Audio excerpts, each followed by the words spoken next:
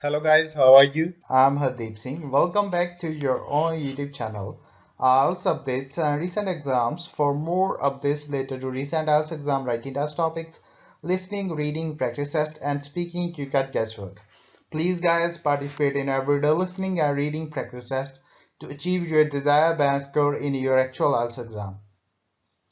Please hit the like and subscribe button. Press the bell icon for the upcoming notifications. Don't forget like, subscribe and share my YouTube channel and my Facebook page, IELTS updates and recent exams. Part 1. You will hear a radio interview about an upcoming fair.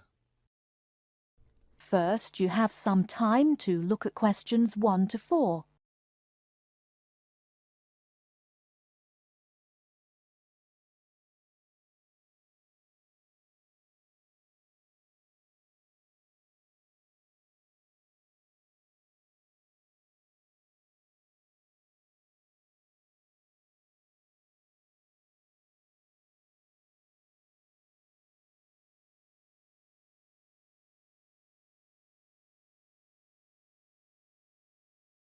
Now we shall begin.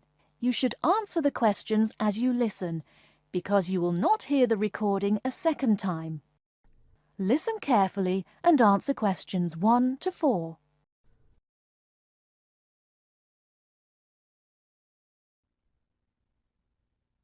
Good afternoon and welcome to City Hour, the radio show that brings you all the latest information about events in and around our city.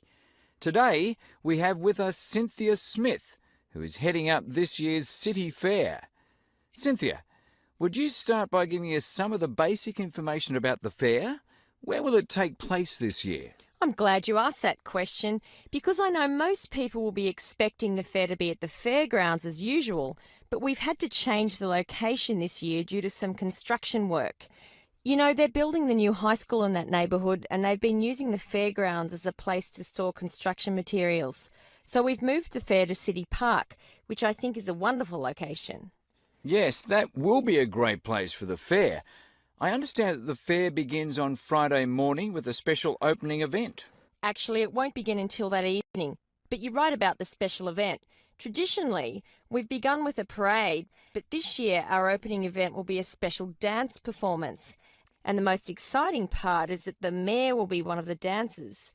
The mayor is a woman of many talents. Cynthia, could you tell our listeners about the price of admission? What will it cost to attend the fair? We're trying to keep the price down as much as possible.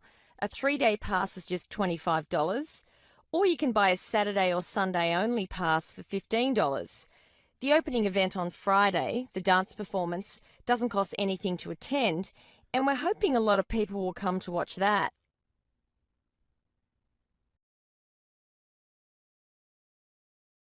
Before you hear the rest of the conversation, you have some time to look at questions 5 to 10.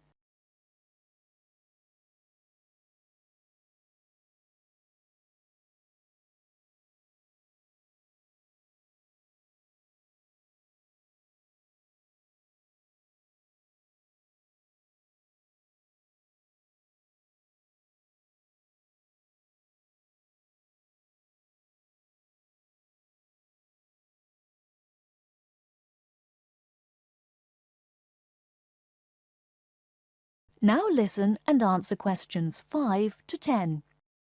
Could you tell us about some of the events planned for Saturday and Sunday, the main days of the fair? We have a lot of exciting things planned.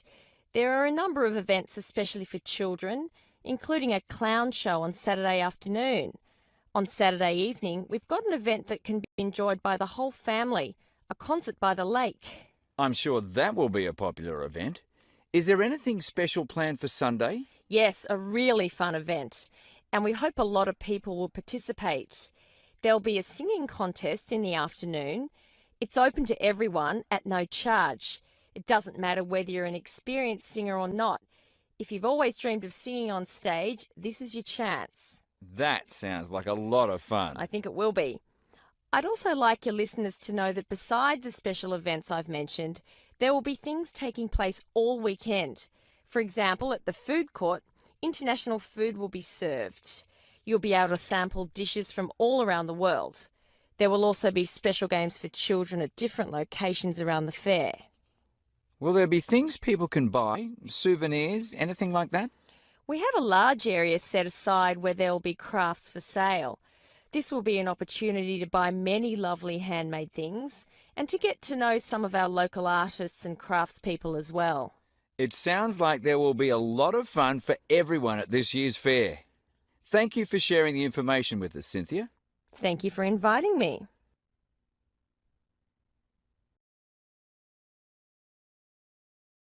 That is the end of part 1. You now have half a minute to check your answers.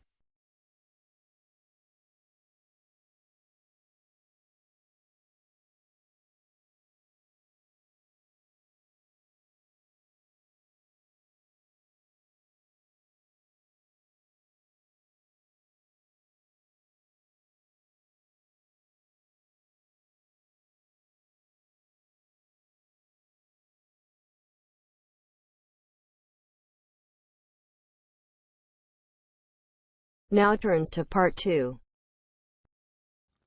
You will hear the general manager of a golf club talking to some people who would like to become members.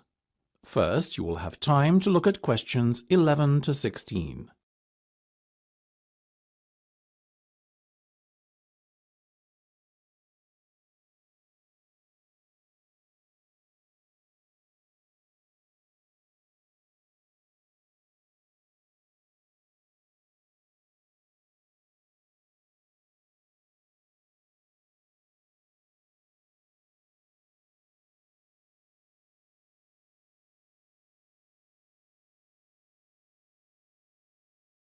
Now listen carefully and answer questions 11 to 16. Now, ladies and gentlemen, thank you for coming to this meeting. Demand for membership places has far exceeded our expectations this year, so it was decided to gather you all here together to go through the process step by step, once rather than many times with each of you individually. The first thing you need to do is not fill in the application form. This, you see, is a waste of time, unless you have found an application sponsor. Your sponsor must be an existing full member of the club. Now, once you have your sponsor, you should log on to our website and fill in and send through the membership form. You will be prompted to provide the relevant deposit at the same time as you submit your application. You may do so using any major debit or credit card. The next step is for you to attend a general meeting of the club. There are typically meetings held once a month. After the club meeting, you will then be required to wait a while in order for the club committee to examine and, if all is in order, approve your application. It may be necessary to ask you to come forward for an additional interview before approval is granted, depending on the circumstances. Now, once you have been approved, you are almost a member of the club. All you need to do then is pay the remaining balance of your membership fee. Having done this, you are officially a member of Blainrow Golf Club. However, you cannot start to play in competitions until you have acquired your handicap. In order to do this, you must send in 3 cards. The committee will then issue you with a club handicap within 7 days on the basis of how you performed in each of the 3 rounds you played. Before you hear the rest of the discussion, you have some time to look at questions 17 to 20.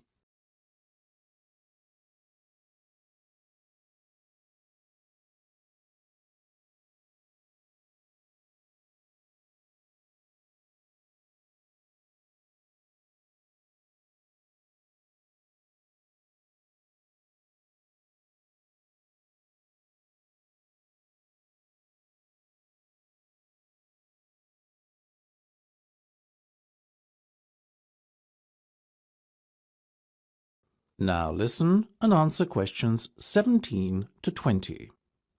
Now, I won't spend much more than a few minutes on this, but let's go through the different membership types quickly now. Remember, all the information I'm about to give you and more is available on our website. The first category is Full Ordinary Member. Basically, this is a full membership that gives you full playing rights during competitions, and for casual golf as well. It costs £10,000 to become a full member, or alternatively, 4 instalments of £2,500. Our next category is Associate. This is for a golfer who is already a member of a club but wants to join ours too, while keeping his existing club as his main club. You have the same rights as a full member, but the cost is £9,000. I must remind you that there is a limited number of memberships of this kind available. 5-day members pay £5,000 to join, and this payment can be put towards becoming a full member at a later date if you would like to upgrade your membership status. You enjoy full playing rights during casual play and can play in all weekday competitions. However, you cannot enter competitions at the weekend. Intermediate membership is open to golfers under the age of 25 and costs £1,800, as do the other remaining membership types: junior, senior, and overseas. If you are an intermediate member, you too have full playing rights for casual play. However, you can only play in competition if a full member of the club invites you to join him. Junior members are aged between 12 and 18. They enjoy restricted playing rights in casual playing time and are only allowed to play on Monday and Wednesday mornings. They can occasionally play in competitions, but the opportunities to play in this format are severely restricted. Senior members enjoy full rights at all times, and overseas members can play on the course casually at any time, and can enter competitions if invited to do so by a full member of the club. That is the end of part 2. You now have half a minute to check your answers.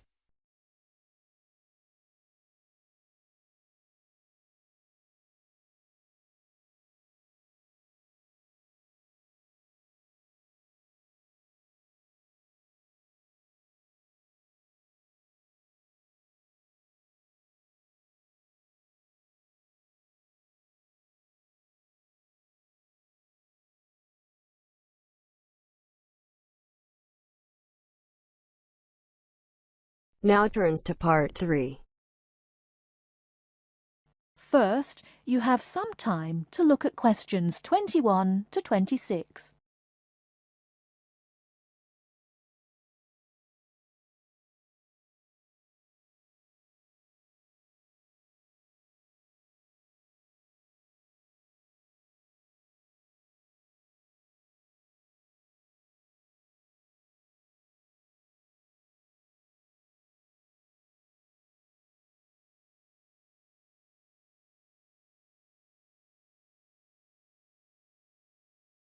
Now listen carefully and answer questions 21 to 26. Over the past 50 years, there have been some radical changes in medicine as it is known in the West. This is largely the result of vast improvements in technology, but also in the rising importance of alternative treatments. I have with me today Matthew East, a registered osteopath and a supporter of alternative techniques in healthcare. Matthew, can you tell us more about osteopathy? Well, perhaps the first thing I should say is that the term alternative is actually a little misleading, as I am referring to approaches and attitudes to health that were in common use long before Western medicine was established. I prefer the term natural. Anyway, I'll begin by telling you a little about osteopathy. Basically, osteopathy is the manipulation of muscles in order to alleviate stresses and tensions that lead to pain. Now, unlike Western medicine, osteopathy considers the whole body, not just the affected area, and this is a very important principle of natural remedies. The whole body must be considered before a course of treatment can be decided upon. You see, the aim of therapies like osteopathy is not only to repair the body, but also to get the body treating itself. And this does not come from treating the symptoms. To give an example, I recently treated a 2-month-old baby who was screaming all day and was even worse at night. The couple had taken the baby to their doctor, but the only advice they were given was that the baby would grow out of it. However, the real problem stemmed from a difficult birth, which put pressure on the baby's neck. After 10 minutes of gentle manipulation, the pressure was released, and within 20 minutes the baby was quiet and calm for the first time. This was achieved without drugs or operations. Avoiding such invasive methods of treatment highlights another of the differences between Western medicine and a more natural approach. You see, Western medicine often uses surgery in order to find a solution to problems that could have been addressed with simple remedies. A medical approach that looks closely at how essential an operation is before it is performed would offer patients a considerably less stressful method of treatment, not to mention the financial savings. Natural remedies actually amount to about 10% of the cost of a Western course of treatment. Before you hear the rest of the talk, you have some time to look at questions 27 to 30.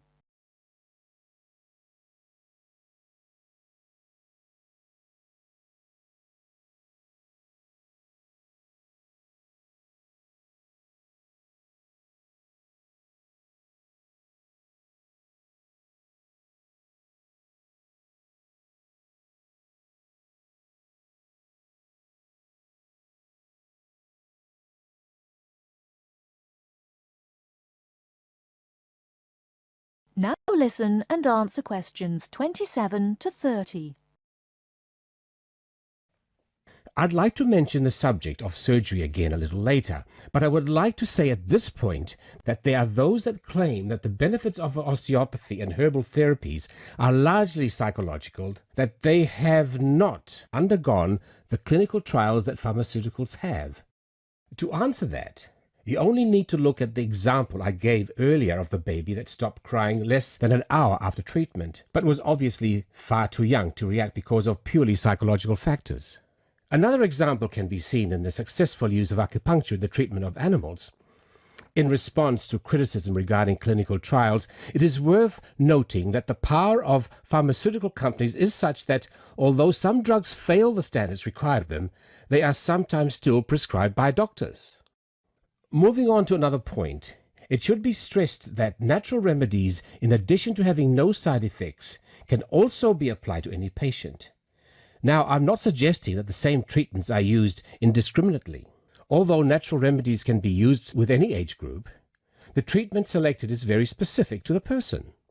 By this I mean that not only the general health of the patient needs to be considered, but also their habits, diet, and lifestyle in order to build a complete picture. However, I am not suggesting that we should reject Western medicine entirely. In fact, there have been occasions when I have referred patients to their doctor, as I felt that in those cases it was the most suitable course of action. There are many situations in which it is by far the best option. Take emergency surgery, for example.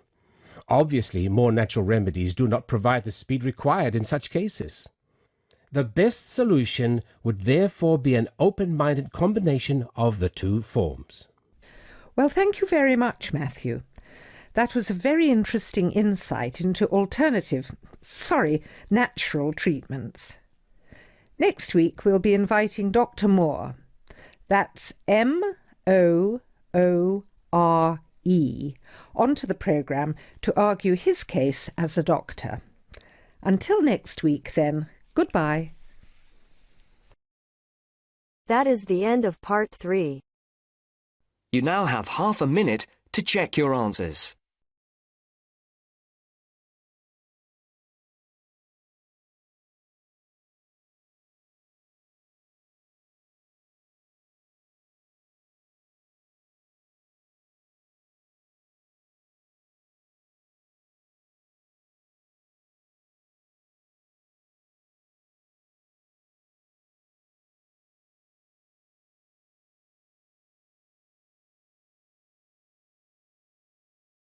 Now turns to part 4.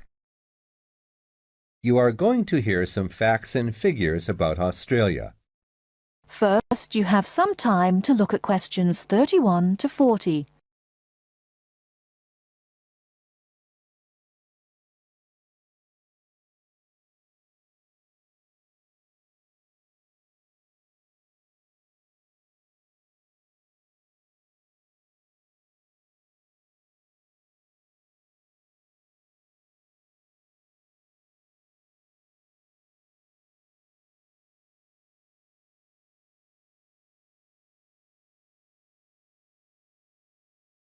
Now listen carefully and answer questions 31 to 40.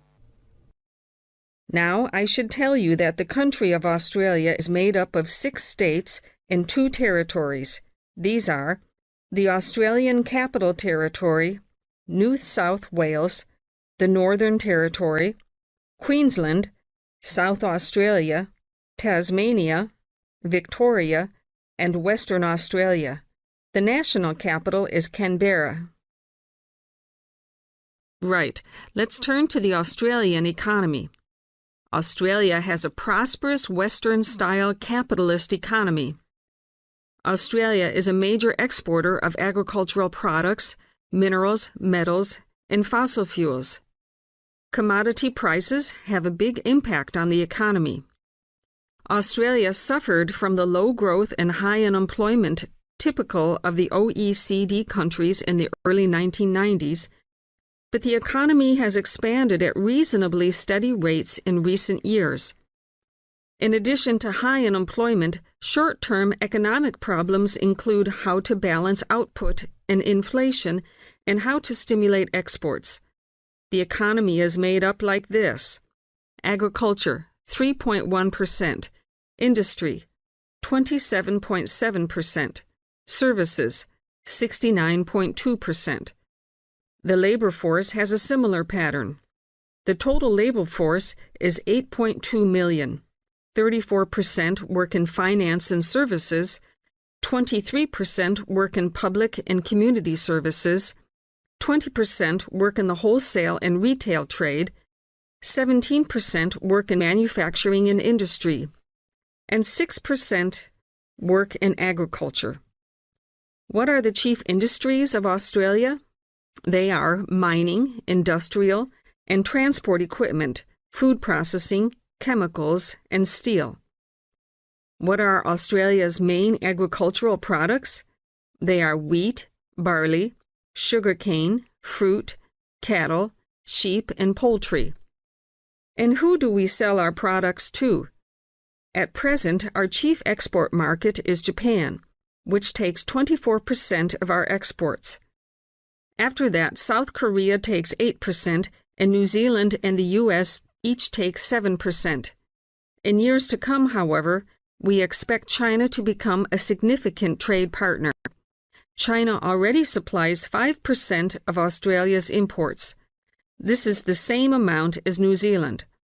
Meanwhile, we take 1/5, in fact 22% of our imports from the U.S., 17% from Japan, and 6% from the UK. So what sort of things does Australia import? Well, we import a lot of machinery and transport equipment, especially computers and office machines, also telecommunications equipment, and in addition we have to import oil and petroleum products. So let's move to the subject of communications in Australia. We have an estimated 8.7 million telephones and 9.2 million televisions. There are some 134 television broadcast stations and 325 radio stations. The related subject of transport is naturally very important in such a big country as Australia. Let's look at highways first. There are two kinds of highways, paved and unpaved. Paved highways are regular roads with a permanent surface. But actually, we have more unpaved highways, around 60%, than paved, when all the country roads are included. In addition, Australia has a railway network of over 38,000 kilometers. But you'll probably find it hard to believe how many airports we've got. 10? 20? 50? No, the total is 443. Of course, this includes many short runways on farms and in the outback. There are only 9 airports with runways of more than 3,000 meters. That is the end of part 4. You now have half a minute to check your answers. So guys, don't forget like, subscribe and share my YouTube channel and my Facebook page, IELTS updates and recent exams. For more updates related to recent IELTS exam writing test topics, listening, reading, practice test and speaking, you cut guesswork. Please guys, participate in everyday new IELTS listening and reading practice tests to achieve your desired band score in your actual IELTS exam. For more IELTS material, visit my official website www.ieltsupdatesandrecentexams.com. The link is given below in the description. If you need PDF files of latest IELTS material, then please join my Telegram channel. So guys, please write your score below the comment section. Again, thanks for listening. God bless you all guys. Stay tuned, stay safe.